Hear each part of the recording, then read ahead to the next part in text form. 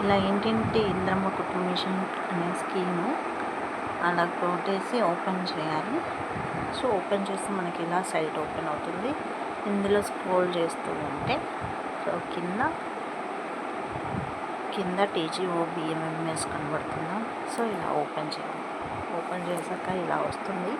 But ఇక్కడ ఒక empty space ఉన్న దగ్గర ఇలా క్లిక్ చేస్తే అది పోతుంది.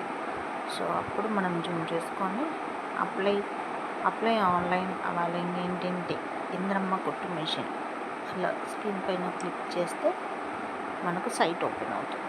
సో ఇలా ఓపెన్ అయ్యాక సో నేను యాజ్ యూజువల్ ఆధార్ పైన ఏదైతే ఉందో అది ఆ నేమ్ ఇవ్వాలి. ఆధార్ నెంబర్ ఇచ్చాక వెంటనే రేషన్ కార్డ్ నెంబర్ ఆటోమేటిక్గా తీసుకుంటుంది. సో మీ డిస్టిక్ రూరల్ అయితే రూరల్, అర్బన్ అయితే urban. So father name, husband name any. So income caste number ఇచ్చినా ఇవ్వకపోయినా పర్లేదు. బట్ యాన్యువల్ ఇన్కమ్ మాత్రం కంపల్సరీ మెన్షన్ చేయాలి. So date of birth as usual ఆధార్లో ఎలా ఉంటే అలాగా. సో మోస్ట్ ప్రాబబ్లీ ఫీమేల్ కాబట్టి జెండర్ సో ఫీమేల్స్కి. సో మ్యారీడ్ అని క్లిక్ చేయండి. ఇక్కడ married, destitute, divorce, widow and disabled అంటే వితంతు మహిళకి, ఓకే, మ్యారీడ్ మహిళకి, అలాగే భర్త లేని వాళ్ళకి, అదే అనాథ వాళ్ళకి, హ్యాండిక్యాప్ ఉన్న వాళ్ళకి వర్తిస్తుంది ఎక్కువ శాతం. సో మొబైల్ నెంబర్ మనది ఇవ్వండి.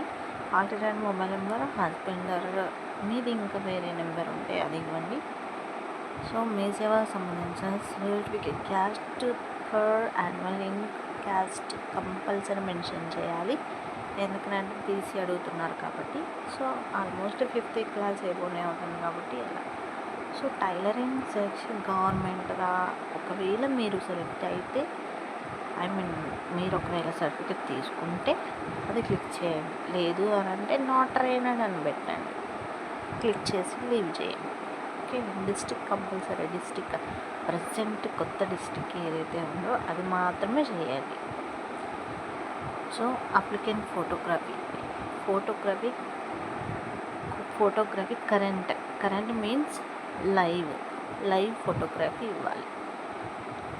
సో ఇదంతా అయిపోయాక నింపాక సెల్ఫ్ డిక్లరేషన్ ఫామ్ దగ్గర ఇక్కడ బటన్ క్లిక్ చేసి ప్రీవ్యూ నొక్కితే మీరు ఏ డీటెయిల్స్ ఇచ్చారో అంటే ఇప్పటివరకు ఏమేమి అయ్యాయి చేసాం కదా ఇప్పుడు. సో డీటెయిల్స్ ఫిల్ చేసాం కదా. సో మళ్ళీ రీబ్యాక్ కొట్టేసి తర్వాత మీరు మళ్ళీ రీచెక్ చేసుకోండి. కంప్లీట్ అవుతుంది.